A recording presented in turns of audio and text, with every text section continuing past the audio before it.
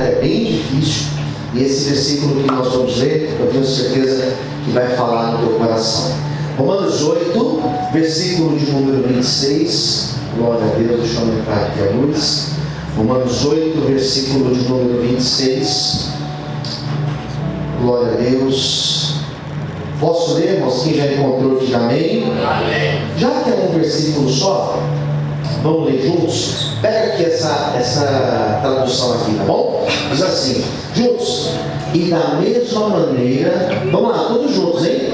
E da mesma maneira também o Espírito ajuda as nossas fraquezas, porque não sabemos o que havemos de pedir como convém, mas o mesmo Espírito intercede por nós com gemidos inexprimíveis. Vamos ler de novo? Em voz alta, vamos lá? E da mesma maneira também o Espírito ajuda as nossas fraquezas, porque não sabemos o que havemos de pedir como convém, mas o mesmo Espírito intercede por nós com gemidos inexprimíveis. Oremos, fala conosco, Senhor, nesta noite, revela a Tua palavra aos nossos corações. Estamos aqui sedentos, prontos para sermos ministrados por Ti. Que a Tua palavra possa tocar em cada coração, Senhor. Tira agora toda distração, meu Pai, e fale conosco em nome de Jesus. Amém. Aplauda Jesus com muita alegria. Bem fortes palmas, louvado seja Deus. Aqui nós temos apóstolo Paulo. Eu sempre falo, quando eu vou ministrar Romanos, que Romanos é certamente, não sei o que você pensa acerca disso, mas pelo menos para mim, Romanos é uma das cartas mais difíceis do apóstolo Paulo. Romanos, por exemplo, Paulo fala sobre predestinação, que é um assunto que gera tanta discussão teológica. Como assim predestinação? É uma predestinação para chamado ou é uma predestinação para salvação? E esses que são predestinados, foi Deus que determinou que fulano vai ser salvo e que fulano vai ser condenado. Então é uma discussão. Aqui fala sobre, por exemplo, a predestinação. Romanos fala sobre a regeneração do homem. Ele fala de diversos aspectos acerca de salvação que eles são difíceis. São difíceis. Aqui fala, por exemplo, sobre justificação. Como assim justificação? Como que nós somos justificados? De que forma que Cristo nos justifica? Então Romanos ele é complexo. Paulo foi aquele que mais falou acerca do Espírito Santo. Nas 13 cartas de Paulo, praticamente em todas elas, Paulo fala sobre o Espírito Santo. Em cada uma deles, Paulo dá uma ênfase. E uma das verdades que Paulo fala acerca do Espírito Santo é que, em primeiro lugar, o Espírito Santo não é uma força, o Espírito Santo não é uma energia. Isso é importante, porque muitos acreditam que pelo fato de alguém ter um dom espiritual, que essa pessoa tem uma força, um poder espiritual. Não é isso que a Bíblia diz. A Bíblia, quando fala sobre o Espírito Santo, Paulo fala que nós não podemos entristecer o Espírito Santo, porque o Espírito Santo, ele é uma pessoa, é a terceira pessoa da Trindade. Nós temos Pai, nós temos Filho e nós temos o Espírito Santo. Então não é uma força, não é uma luz, não é um poder, é uma pessoa, a terceira pessoa da Trindade. Quem entendeu, diga amém. Amém. Paulo fala que esse Espírito Santo é o que traz comunhão para a igreja, é o que traz a liga da igreja, do corpo de Cristo. Paulo fala, por exemplo, lá na carta aos Coríntios, na primeira carta, a partir do capítulo 12, Paulo fala que esse Espírito Santo, ele distribui dons. Então nós temos dons do Espírito Santo, porque o Espírito Santo nos concede. Então você vê que alguns falam em línguas, outros têm interpretação de línguas, outros têm profecia. Tudo isso é dom, mas o Espírito Santo também não é só dons, não é somente dons. Paulo fala lá na carta aos Efésios acerca do ministério.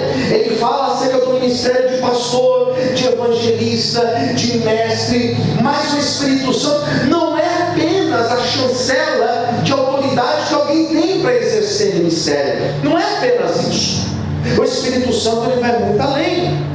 Na carta de Paulo aos Gálatas, por exemplo, quando ele fala do Espírito Santo, ele vai falar que o Espírito Santo é aquele que nos dá o fruto. E olha que interessante, quando Paulo fala lá na carta aos Gálatas, no capítulo 5, ele fala que existe um homem carnal que pratica as coisas da carne, aquele que dá vazão à carnalidade, por isso ele é chamado de carnal. E Paulo fala do espiritual, aquele que dá vazão ao fruto do Espírito. Então aquele que tem o Espírito Santo, ele tem dons, ele tem autoridade, ele tem o principal. Qual que é o principal? É o fruto do Espírito. Aleluia.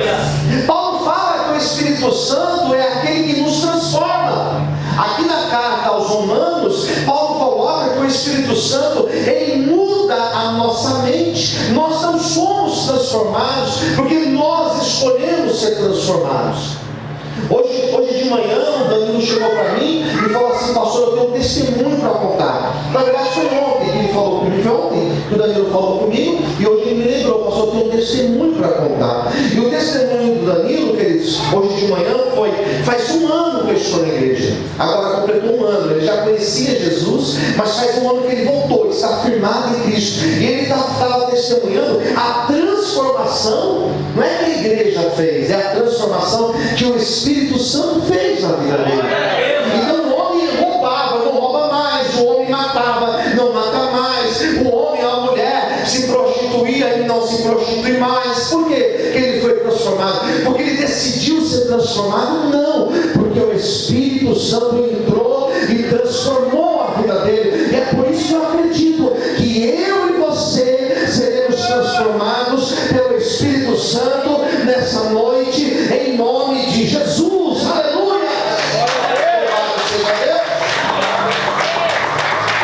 Então Paulo fala que esse Espírito Santo dá dons, esse Espírito Santo une a igreja, esse Espírito Santo nos dá autoridade, e esse Espírito Santo, ele nos transforma. Aleluia! Ele vai nos transformando.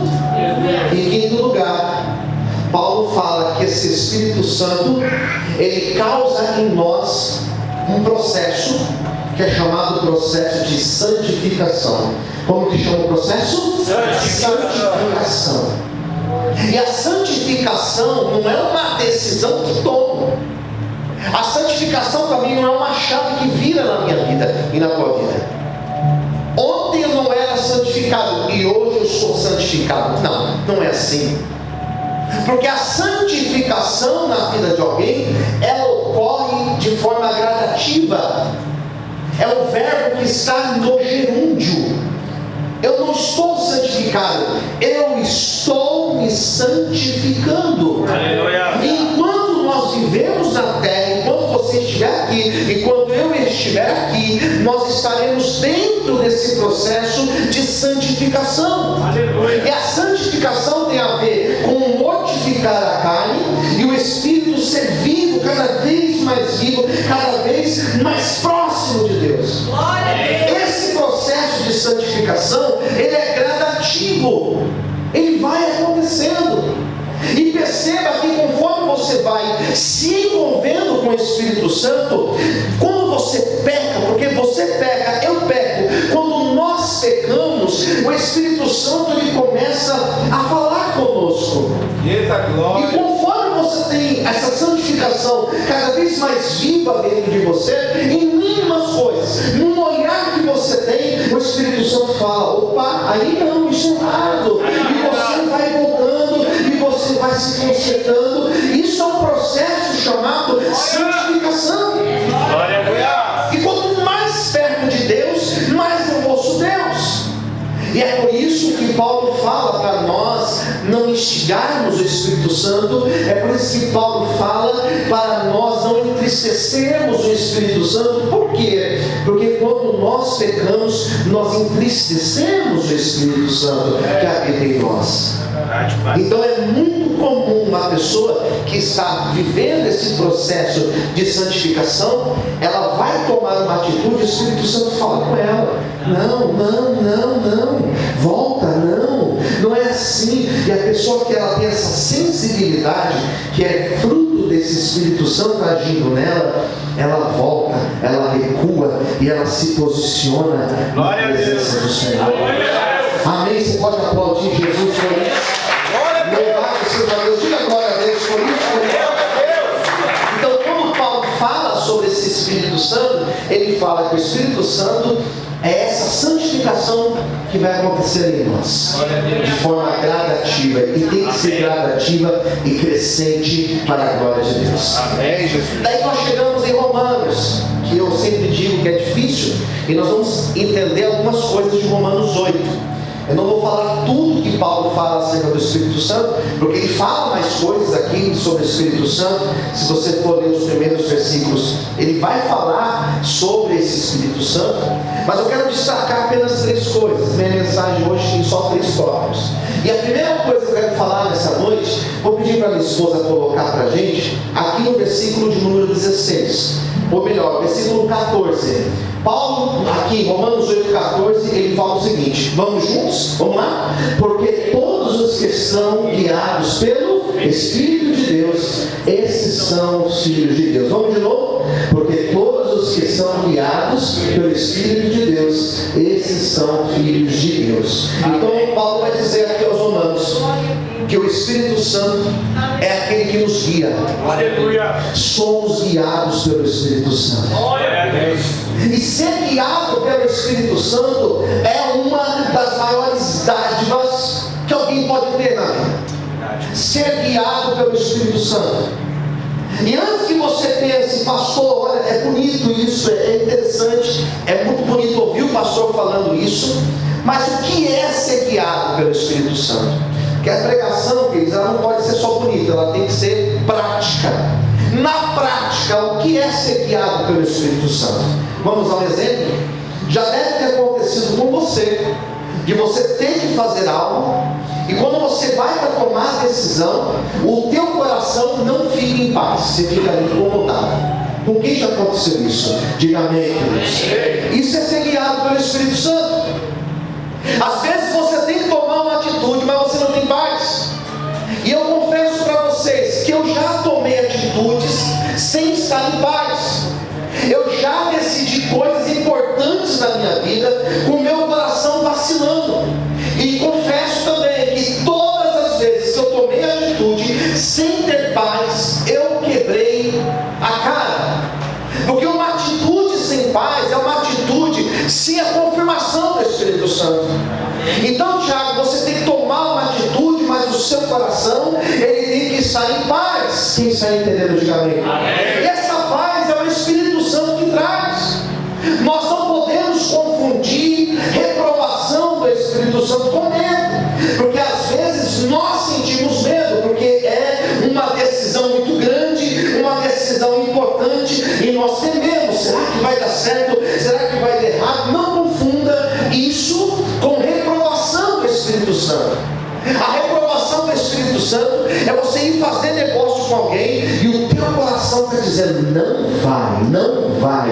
Vou te dar um conselho: não insista, volte, ore mais, e o Espírito Santo, ele vai confirmar no teu coração, para que a decisão que você tomar seja uma decisão debaixo da bênção de Deus. Você pode glorificar e aplaudir o Senhor essa noite.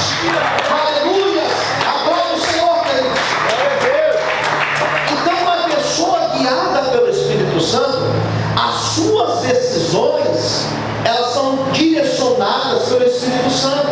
Então eu não saio fazendo do meu jeito, eu não saio decidindo porque é mais fácil por aqui, ou porque aqui vai ser mais prático, ou porque aqui eu vou ganhar mais. Não, eu sou direcionado pelo Espírito Santo, e as decisões que eu tomo, elas são guiadas por Deus. Ainda que a minha decisão me leve até para uma dificuldade, se eu fui direcionado por Deus, Ele vai me honrar.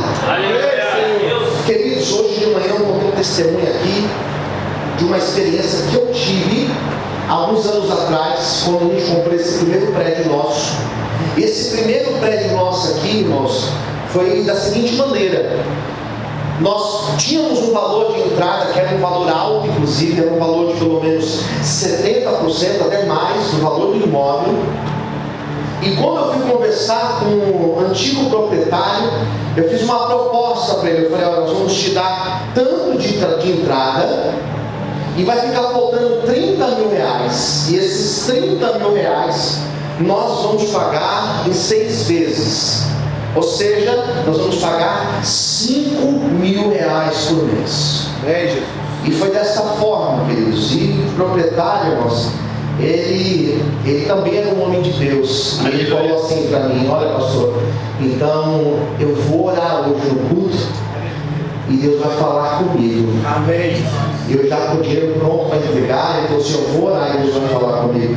E no outro dia ele me chamou e falou assim: pastor, Deus falou comigo, vamos fechar o negócio. Glória a Deus. E eu quero contar para vocês, não é só isso. O que eu quero contar para vocês é que nessa época nós pagávamos aluguel lá. E o valor que nós pagávamos aluguel lá, naquela época, era o valor de R$1.200. E esses R$1.200 que nós pagávamos naquela época era um valor muito alto para nós. Agora imagine só, você sair de um aluguel de R$1.200 para pagar uma prestação de R$5 mil. É uma diferença grande.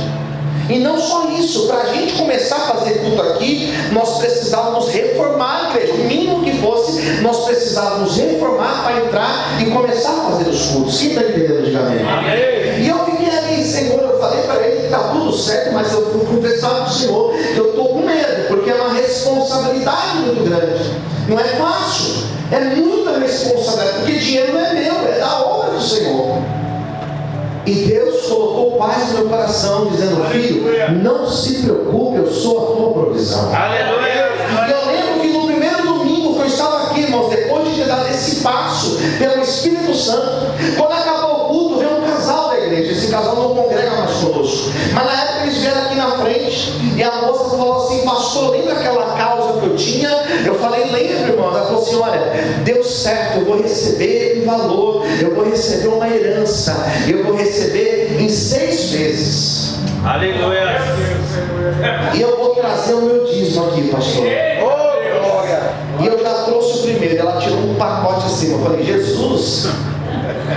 E era exatamente o valor de 5 mil reais. Olha para ouvir: Jesus, queridos, seja guiado pelo Espírito Santo. E foram 6 meses que acabava o culto, ela vinha aqui e trazia o dízimo dela, aquele valor, e era o valor da prestação que nós fazíamos. E olha que interessante, acabados os 6 meses, ela se desligou do ministério com sua esposa e foram para um outro lugar. Meu pai, foi só para trazer, irmãos, foi só para trazer.